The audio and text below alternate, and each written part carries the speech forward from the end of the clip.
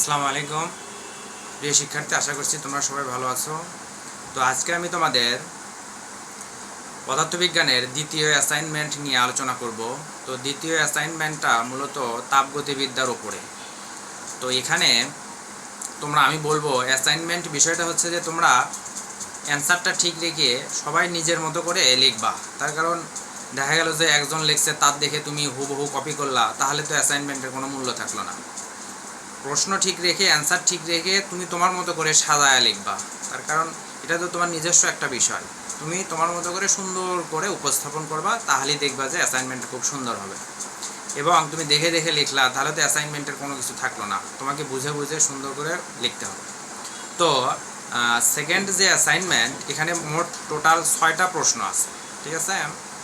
ক নাম্বারে মার্ক আছে 3, খ নাম্বারে মার্কস আছে 2, তারপরে গ নাম্বারে 3, ঘ নাম্বারে 3, উ নাম্বারে 3 এবং চ নাম্বারে আছে মার্কস 2। টোটাল মার্কস হচ্ছে 16। তোমরা মার্কস মানে যে নাম্বারটা আছে সেটার উপর বেসিস করে লিখবা, যেটাতে মার্কস বেশি সেটা খুব সুন্দর করে লিখবা, ঠিক আছে। তো আর কথা না বাড়িয়ে আমি তোমাদের শুরু করতেছি অ্যাসাইনমেন্টের ক্লাসটা। তো দেখো, প্রথমে যে প্রশ্নটা আছে তোমাদের কাছে অবশ্যই সবার কাছে প্রশ্ন আছে, এই জন্য আমি প্রশ্ন আর উঠাইনি, শুধু বলতেছি। দেখো, প্রথমে তোমাদের প্রশ্ন আছে যে এন্ট্রপির মাধ্যমে তাপগতিবিদ্যার দ্বিতীয় সূত্রটি লিখো। তারপরে বলা আছে 3টি প্রক্রিয়ায়, একটা হচ্ছে পরিবহন, একটা হচ্ছে পরিচলন আর একটা হচ্ছে বিকিরণ। এই 3টা প্রক্রিয়ায় তাপের সঞ্চালনের ক্ষেত্রে এন্ট্রপির বৃদ্ধি পায় নাকি হ্রাস পায়? উত্তরের পক্ষে গাণিতিক যুক্তি বিশ্লেষণ করো। মার্কস কিন্তু আছে 3। তো প্রথম অংশটুকু হচ্ছে এন্ট্রপির মাধ্যমে তাপগতিবিদ্যার দ্বিতীয় সূত্রটি লিখো। এটা তোমরা যে কোনো বইয়ে পাবে, সমস্যা নাই, এই জন্য আমি ওই সংজ্ঞাটা লিখি নাই। তারপরে একটু তোমাদের বলি যে প্রকৃতিতে সকল ভৌত এবং রাসায়নিক ক্রিয়া এমনভাবে সংগঠিত হয় যে যার ফলে সার্বিক ব্যবস্থার এন্ট্রপি বৃদ্ধি পায়। তার মানে প্রকৃতিতে যত ভৌত রাসায়নিক বিক্রিয়া ঘটতেছে, দেখবা যে তাপমাত্রা যেহেতু বেড়ে যাচ্ছে, এই জন্য এন্ট্রপি বৃদ্ধি পায়। এবং এটা নির্দিষ্ট সীমার মধ্যে, এটা অবশ্যই প্রত্যাগামী প্রক্রিয়া, আর প্রত্যাগামী প্রক্রিয়ায় কিন্তু এন্ট্রপি অপরিবর্তিত থাকে, ঠিক আছে। অপ্রত্যাগামী প্রক্রিয়া কিন্তু এন্ট্রপি বৃদ্ধি পায়। তো এটুকু হচ্ছে প্রথম অংশ। তারপরে তোমাদের বলা আছে যে 3টি প্রক্রিয়া পরিবহন, পরিচালন এবং বিকিরণে তাপের সঞ্চালনের ক্ষেত্রে অবশ্যই এন্ট্রপি বৃদ্ধি পাবে। কেন? তার কারণ পরিবহন, পরিচালন, বিকিরণ এগুলো হচ্ছে অপ্রত্যাগামী প্রক্রিয়া। তোমরা বইটায় ভালো করে পড়বা, দেখবা ওখানে অনেক জায়গায় লেখা আছে যে প্রত্যাগামী প্রক্রিয়া এন্ট্রপি স্থির থাকে এবং অপ্রত্যাগামী প্রক্রিয়া এন্ট্রপি বৃদ্ধি পায় কেন, এরকম অনেক প্রশ্ন আছে এবং অ্যান্সারও দেওয়া আছে। তোমরা ওইটা সুন্দর করে লিখবা। তো ভাষা এখন তোমার মধ্যে করে লিখবা, যেহেতু পরিবহন, পরিচালন, বিকিরণ এগুলো হচ্ছে অপ্রত্যাগামী প্রক্রিয়া, তাহলে এই 3টা প্রক্রিয়ায় কিন্তু এন্ট্রপি বৃদ্ধি পাবে। তো তারপরে তোমাদের এটা গাণিতিক বিশ্লেষণ করতে বলছে। এখন তুমি ইচ্ছা মতো ধরে নেওয়া যে 2টা সিস্টেমের তাপমাত্রা, একটা ধরলাম T1 আর একটা T2। যদি এখানে দেখো আমি লিখে দিছি যে যদি T1 গ্রেটার দেন T2 হয়, অর্থাৎ T1 সিস্টেমের তাপমাত্রা বেশি হয় এবং T2 সিস্টেমের তাপমাত্রা কম হয়। তোমরা জানো উচ্চ তাপমাত্রার বস্তু হতে বা সিস্টেম থেকে তাপ নিম্ন তাপমাত্রার বস্তুতে যায়, তাহলে বোঝাই যাচ্ছে যে T1 তাপমাত্রার বস্তু হতে dQ পরিমাণ তাপ হারাবে, যেহেতু এটা উচ্চ তাপমাত্রার বস্তু। আর T2 তাপমাত্রার বস্তু ওই dQ পরিমাণ তাপ কি করবে? গ্রহণ করবে। এখন যেহেতু T1 তাপমাত্রা, আমি ভাষা পুরোপুরি লিখিনি, তোমরা ভাষা সুন্দর করার জন্য এখানে আরো লিখতে পারো যে উষ্ণ বস্তু বা গরম বস্তু বা T1 তাপমাত্রার সিস্টেম তাপ হারানোর ফলে এন্ট্রপি পরিবর্তন হচ্ছে ds minus dQ by T1। কেন মাইনাস দিয়েছি? তার কারণ এখানে হারাইছে, আর তাপ যদি হারায় তাহলে এন্ট্রপির মান ঋণাত্মক হয়। আর যদি গ্রহণ করে, তাহলে যেহেতু এটা গ্রহণ করছে, তাহলে এন্ট্রপির পরিবর্তন হবে ds2 plus dQ by T2। তাহলে হারালে মাইনাস এন্ট্রপির পরিবর্তন, আর যদি গৃহীত হয় বাড়ে তাহলে প্লাস এন্ট্রপি হয়। আর এন্ট্রপির সূত্র আমরা জানি ds = dQ বাই T। তাহলে সিস্টেমের মোট এন্ট্রপি হবে ds = ds1 প্লাস ds2। এখানে যেহেতু প্লাস, এই জন্য আমি ds2 প্লাস ds1 লেখা যাবে, সমস্যা নাই। তারপরে ds2 এর মান হচ্ছে dQ বাই T2, এই এখান থেকে পাইছি। আর ds1 এর মান হচ্ছে মাইনাস dQ বাই T1। তারপরে dQটা কমন নিছি, দেখো কমন নিলে থাকে 1/T2 মাইনাস 1/T1। যেহেতু আমি প্রথমেই বলছি যে T1 গ্রেটার দেন T2, যদি T1 বড় হয় তাহলে তোমরা মনে রাখবা, এটা তো নরমালি বোঝা যায়, যদি T1 বড় হয় তাহলে 1/T1 কিন্তু 1/T2 থেকে কি হবে? ছোট হবে। তার মানে যদি T1 T2 থেকে বড় হয় তাহলে 1/T1 1/T2 থেকে কি হবে? ছোট হবে। তাহলে দেখো এই জায়গায় মান বসালে দেখবা যে যেহেতু T1 বড়, তাহলে 1/T1 কিন্তু 1/T1 কিন্তু ছোট, তাহলে বড় থেকে ছোট বিয়োগ করলে এখানে কিন্তু একটা পজিটিভ মান পাবা। এজন্য আমি এখানে লিখে দিয়েছি যে T1 গ্রেটার দেন T2 বলে এই যে এনট্রপির পরিবর্তন ds এটা কিন্তু একটা ধনাত্মক রাশি পাবে। তাহলে যেহেতু তুমি ধনাত্মক রাশি পাচ্ছ, তাহলে কিন্তু বোঝাই যাচ্ছে যে এনট্রপি এখানে বৃদ্ধি পাচ্ছে। তারপরে তুমি তোমার মতো লিখে দেবা যেহেতু পরিবহন পরিচালন বিকিরণ প্রক্রিয়ায় এনট্রপির মান বৃদ্ধি পাচ্ছে, এটাই আমার গাণিতিকভাবে দেখানো হলো। তো দেখো প্রশ্নটা কিন্তু তেমন কঠিন না। এটা হচ্ছে প্রথম প্রশ্নের অ্যান্সার। ভাষা তুমি তোমার মতো করে সুন্দর করে লিখে দেবে। হ্যাঁ প্রিয় শিক্ষার্থী, এরপরে দেখো খ নাম্বারের প্রশ্ন আছে। ধরো তুমি 27 ডিগ্রি সেলসিয়াস তাপমাত্রায় স্বাভাবিক চাপের 1 গ্রাম হাইড্রোজেন গ্যাসের আয়তন সমষ্ণ প্রক্রিয়ায় প্রসারিত করে 4 গুণ করলে এতে এনট্রপির পরিবর্তন নির্ণয় করো। এখানে কিন্তু সব ডাটা তোমাকে দেওয়া আছে। তাপমাত্রা দেওয়া আছে 27 ডিগ্রি সেলসিয়াস। দেখো এই যে তাপমাত্রা 27 ডিগ্রি সেলসিয়াস আছে, তাহলে এই যে তাপমাত্রা এটা সেলসিয়াস আছে, আমি 273 যোগ করে ক্যালভিন করে নিলাম। তারপরে প্রথমে আয়তন দেওয়া আছে V1, আমি ধরে নিলাম V, পরবর্তীতে আয়তন হচ্ছে 4 গুণ করছে 4V। মোলার গ্যাস ধ্রুবক আমরা জানি, আর হাইড্রোজেন গ্যাসের ক্ষেত্রে মোল সংখ্যা বের করার সূত্র আমরা জানি n সমান ছোট m বাই বড় m। এই ছোট mটা হচ্ছে গ্যাসের ভর আর mটা হচ্ছে আণবিক ভর। এখানে যেহেতু এই mটা 1 গ্রাম দেওয়া আছে আর আণবিক ভর 2, ভাগ করে দিলে আমরা 0.5 মোল পাবো। এখন তোমাকে বের করতে বলছে এনট্রপির পরিবর্তন নির্ণয় করো। আমরা জানি, দেখো আমি একটু নিচে থেকে বুঝাই তাহলে সুবিধা হবে। আমরা জানি এনট্রপির পরিবর্তনের সূত্র হচ্ছে dq ডিভাইডেড t। তাহলে তোমাকে অবশ্যই আগে dqটা বের করে নিতে হবে, যেহেতু t এর মান আমার এখানে দেওয়া আছে আমি জানি, তাহলে আমাকে dqটা বের করে নিতে হবে। তাহলে আমাকে তাপগতিবিদ্যার প্রথম সূত্রে যেতে হবে। তাপগতিবিদ্যার ক্লোসিয়াসের প্রথম সূত্র আমরা জানি dq = du + dw। আমরা জানি সমষ্ণ প্রক্রিয়ায় তাপমাত্রা স্থির থাকে। যদি তাপমাত্রা স্থির থাকে তাহলে তাপমাত্রার পরিবর্তন dt 0। dt যদি 0 হয় তাহলে du কিন্তু 0 হবে, তার কারণ অভ্যন্তরীণ শক্তি আর তাপমাত্রার পরিবর্তন প্রায় একই কথা। এজন্য আমরা du = 0 বলবো। তাহলে du যদি আমরা এখানে 0 বসাই তাহলে কি থাকতেছে dq = dw। অর্থাৎ এখানে বোঝা যাচ্ছে যে তোমার গৃহীত বা শোষিত তাপই হচ্ছে কৃত কাজ। তাহলে আমরা লিখতে পারি dq dw বা শুধু w লিখলেও হবে। আমরা জানি সমষ্ণ প্রক্রিয়ায় প্রসারণের সূত্র হচ্ছে w = nRT ln V2 divided V1। এখানে আমরা n এর মান জানি, r এর মান জানি, t এর মান জানি, V2 ডিভাইডেড V1। এইটুকু ক্যালকুলেশন করলেই আমরা পাবো dq বা w, অর্থাৎ সমষ্ণ প্রক্রিয়ায় কৃত কাজের রাশিমালা 1728.85 জুল। এখন তোমাকে বের করতে বলছে এনট্রপির পরিবর্তন। আমরা জানি এনট্রপির পরিবর্তনের সূত্র ds = dq ডিভাইডেড t।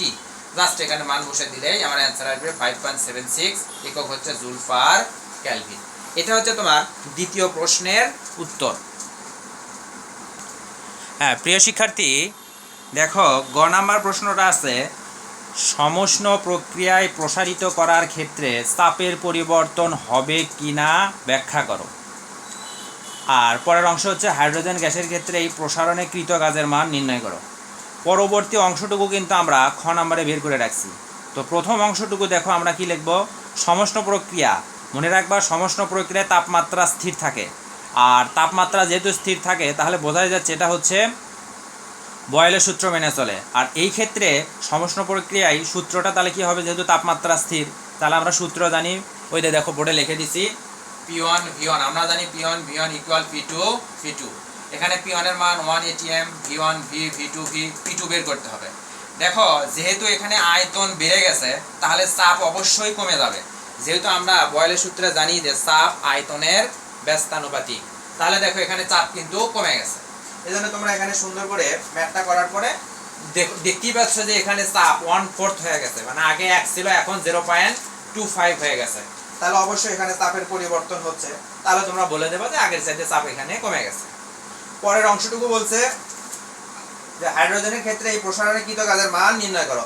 এই অংশটুকু কিন্তু আমি খ নাম্বারে করে দিয়েছি, তোমরা খ নাম্বারের অংশটুকু উঠালেও হবে। হ্যাঁ খ নাম্বারের অংশটুকু উঠালেও হবে অথবা না উঠালেও হবে, তোমরা উঠাই করবা, যেহেতু গ নাম্বারে কিন্তু মার্কস আছে 3, ঠিক আছে। খ নাম্বারে কিন্তু মার্কস ছিল 2, গ নাম্বারে মার্কস 3। এজন্য তোমরা এই অংশটুকু খ নাম্বারের প্রথম অংশে কৃত কাজ বের করার নিয়ম আছে, ওইটুকু সুন্দর করে এখানে উঠায় দেবে, তাহলেই তোমাদের গ নাম্বারের অ্যান্সারটা হয়ে যাবে।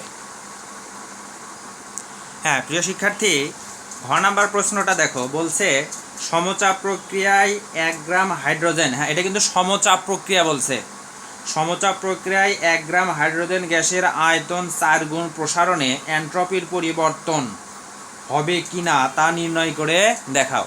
তাহলে প্রথম অংশে আমাকে সমচাপ প্রক্রিয়ায় এন্ট্রপির পরিবর্তন বের করতে হবে।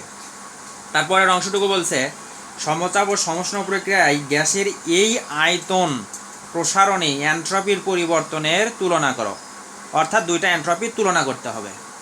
তো আমরা দেখো জানি সমচাপ প্রক্রিয়ার ক্ষেত্রে কিন্তু চাপ কি থাকে, স্থির থাকে। দেখো আমি বোর্ডে লিখে দিচ্ছি সমচাপ প্রক্রিয়ায় চাপ স্থির। যদি চাপ স্থির থাকে তাহলে আমরা সূত্র জানি V1/T1 V2/T2।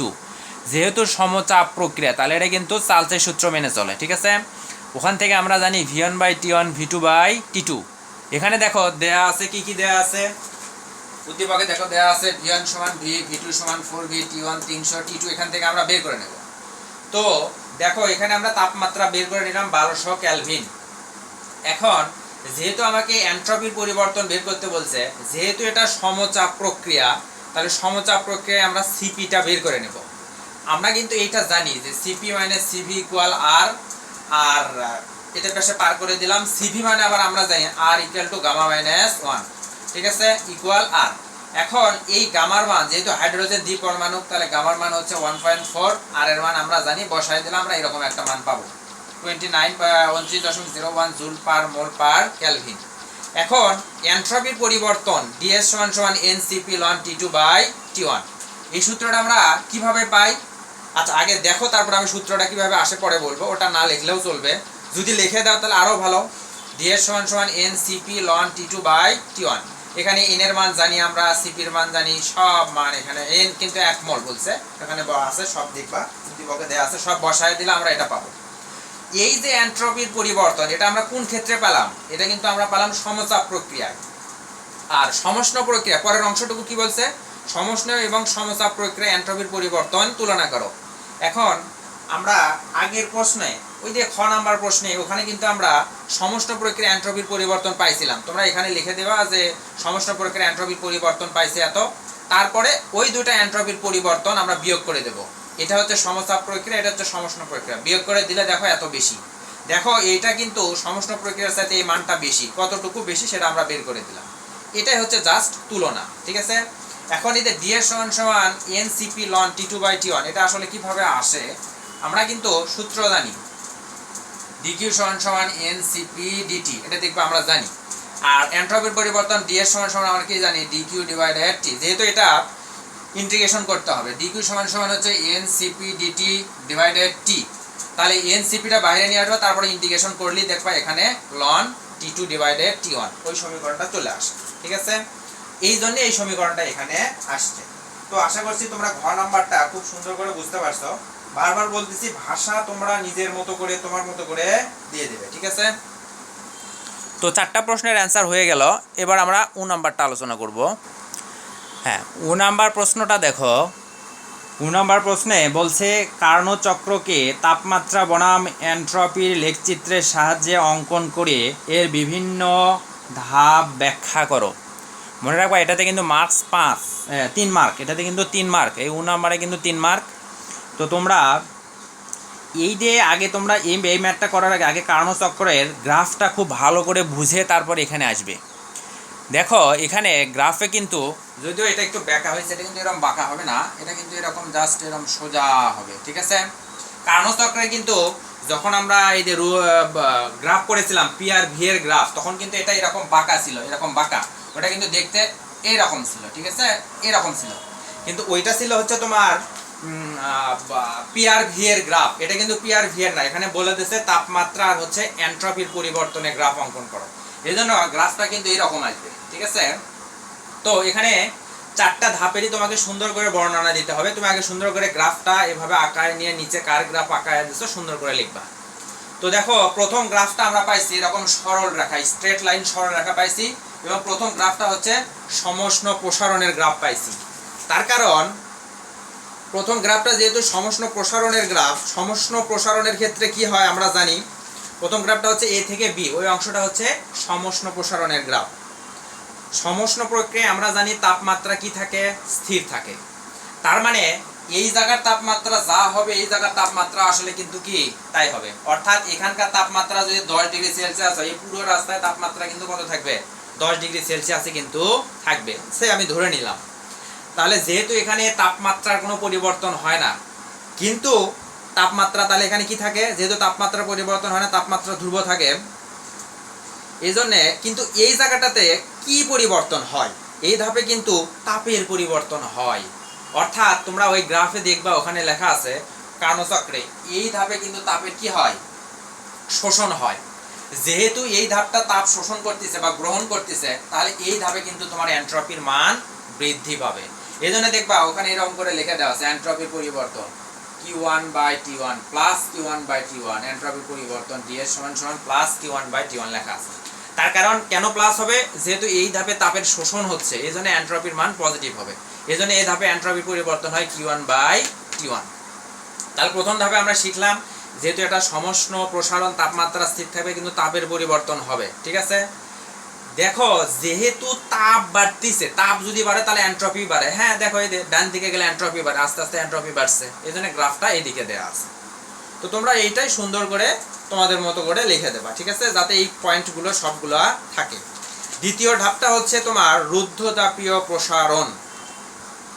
এই ধাপে কিন্তু দেখো তোমার কি স্থির থাকবে, এই ধাপে কিন্তু তাপ স্থির থাকবে, কিন্তু তাপমাত্রা কিন্তু কমবে। অর্থাৎ এখানে ছিল তাপমাত্রা T1, আস্তে আস্তে কমে এই জায়গার তাপমাত্রাটা হয়ে গেছে T2। ঠিক আছে, এখানে তাপমাত্রা কমবে কিন্তু কি স্থির থাকবে, কি স্থির থাকবে আমরা জানি। দেখো DS = dQ/T, যেহেতু এই যে DS-টা এটা স্থির থাকতেছে, তাপের পরিবর্তন স্থির থাকতেছে, তাহলে dQ এর মান কি হবে 0। তাহলে টোটালটা মান যদি আমরা বসে দিই তাহলে DS = 0। এই জন্য মনে রাখবা রুদ্ধতাপীয় প্রসারণ হোক আর রুদ্ধতাপীয় সংকোচন হোক, এই ক্ষেত্রে কোনো এন্ট্রপির পরিবর্তন হয় না। যেহেতু এন্ট্রপির পরিবর্তন হয় না, তার মানে এই রেখাটা আমি বলছিলাম যে এন্ট্রপির পরিবর্তন না হলে রেখাটা সোজা দিকে যায়। যেহেতু এন্ট্রপির পরিবর্তন হচ্ছে না, তাপমাত্রা কিন্তু দেখো কমতেছে, আগে ছিল এখানে, আস্তে আস্তে কমে কমে কমে কমে এখানে আসছে, তাপমাত্রা কমছে, কিন্তু এন্ট্রপির পরিবর্তন কি হয়েছে, এই রেখাটা যেহেতু এন্ট্রপির এই সোজা, তার মানে এরকম বোঝা যাচ্ছে যে এটা হচ্ছে স্থির অবস্থায়, এন্ট্রপি স্থির অবস্থায় আছে। তো এই তো বিষয়। তারপরে এটা হচ্ছে BC, তাহলে কি হলো, BC অংশ হচ্ছে রুদ্ধতাপীয় প্রসারণ। অনুরূপভাবে CD অংশ হবে সমষ্ণ সংকোচন। কেন সংকোচন হবে, দেখো এই ধাপে আবার তাপমাত্রা, এখানেও তাপমাত্রা T2, এখানেও তাপমাত্রা T2, কিন্তু এখানে তাপের কি হবে, এখানে হয়েছিল শোষণ আর এখানে হবে তাপের বর্জন। ঠিক আছে, এখানে যদি শোষণ হয় এখানে তাপের কি হবে, বর্জন হবে। যেহেতু তাপের বর্জন হবে তাহলে এই প্রক্রিয়ায় এন্ট্রপি কিন্তু হ্রাস পাবে। এই জন্য দেখো গ্রাফটা এই দিকে দেওয়া আছে, অর্থাৎ এখান থেকে এন্ট্রপি কমে কমে কমে কমে কমে এই জায়গায় চলে আসবে।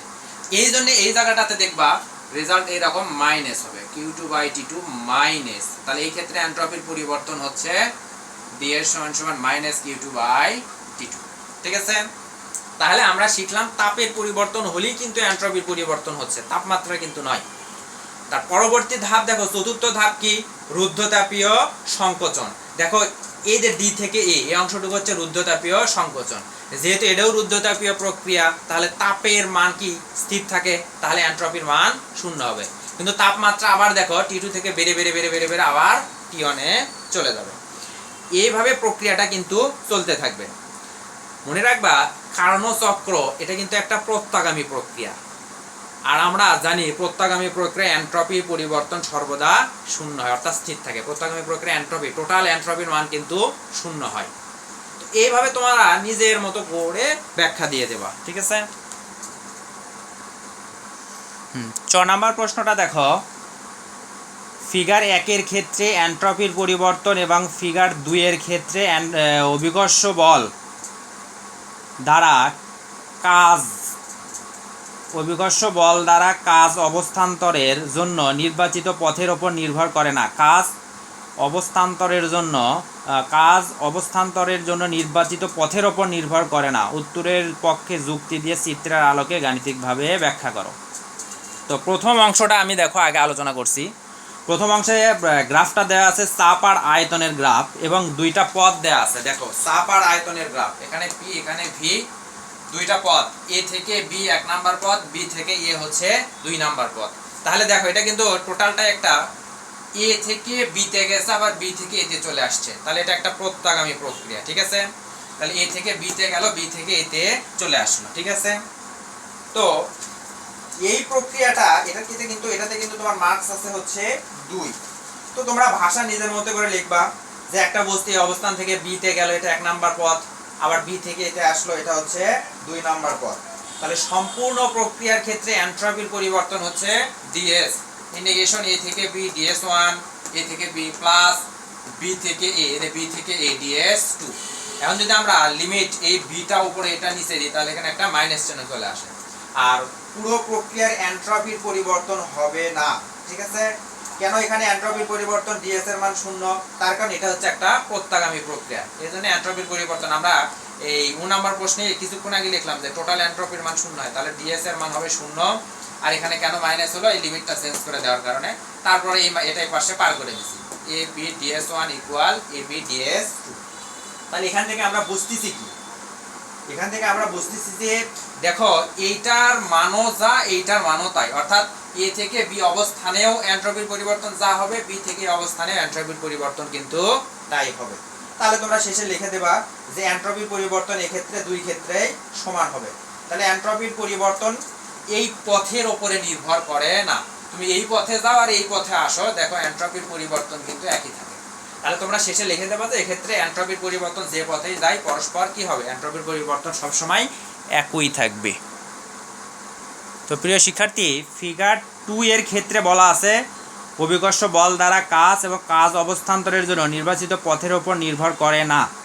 তো চিত্রটা তোমার দেওয়া আছে, y অক্ষ বরাবর উচ্চতা দেওয়া আছে এবং x অক্ষ বরাবর ভূমি দেওয়া আছে। এখানে পথ দেওয়া আছে দুইটা, 1 নাম্বার একটা পথ, 2 নাম্বার একটা পথ সুন্দর করে দেওয়া আছে। তো তোমরা ভাষা নিজের মতো করে লিখবা। ধরে নেবা যে m ভরে একটা বস্তু a থেকে b অবস্থানে গেল, আবার পুনরায় বি থেকে অবস্থানে ফিরে আসলো। দেখো এ থেকে বি অবস্থানে কিন্তু অভিকর্ষের বিরুদ্ধে গেছে, তাহলে অভিকর্ষের বিরুদ্ধে যেহেতু গেছে, তাহলে এ থেকে বি অবস্থানে, এটা কিন্তু এ থেকে বিতে কৃত কাজ হচ্ছে -mgh, আর একটা হচ্ছে বি থেকে এতে, এটা কিন্তু অভিকর্ষের দিকে, এক্ষেত্রে কৃত কাজ হবে +mgh। এটাও কিন্তু একটা প্রত্যাগামী, দেখো বিপরীত ক্রমে ফিরে আসছে। ঠিক আছে, বি থেকে এতে, তাহলে সরণ আমরা ইচ্ছা মতো এখানে ধরে নিলাম, এ থেকে বি এইটুকু সরণ ধরলাম h, বি থেকে এইটুকু সরণ ধরলাম h, এই জন্য আমরা লিখলাম m ভরের বস্তু সরণ যেহেতু h, তাহলে অভিকর্ষের বিরুদ্ধে হচ্ছে -mgh আর অভিকর্ষের দিকে হচ্ছে +mgh। তাহলে এখানে মোট কাজ আমরা জানি w = w1 + w2, তাহলে টোটাল কাজ যেহেতু 0 হবে, তার কারণ টোটাল কাজ সংরক্ষণ, এটা হচ্ছে তোমার সংরক্ষণশীল বলের সিস্টেমের কারণে w = 0 হবে, w1 এর মান আমরা বসালাম, w2 এর মান বসালাম, তারপরে mgh = mgh। ঠিক আছে, এখান থেকে আমরা কি বুঝতেছি, এখান থেকে আমরা বুঝতেছি যে অভিকর্ষ বল দ্বারা কাজ আদি ও চূড়ান্ত অবস্থানের উপর নির্ভর করে, এটা কিন্তু কোনো পথের উপর নির্ভর করে না। দেখো এই পথে যেতেও যে কাজ হলো, এই পথে আসতেও কিন্তু কাজের মান একই হলো, তাহলে এটা কিন্তু পথের উপরে তুমি যেভাবেই যাও, এ থেকে বিতে যেভাবেই যাও যেটুকু কাজ হবে, বি থেকে এতে যেভাবে আসো একই পরিমাণই কাজ হবে। তাহলে অভিকর্ষ বল দ্বারা কাজ এই পথের ওপর নির্ভর করে না, দুইটা বিন্দুর উপরে নির্ভর করে, বিন্দু দুইটা আসলে কোথায় হয়েছে এটার উপরে নির্ভর করে।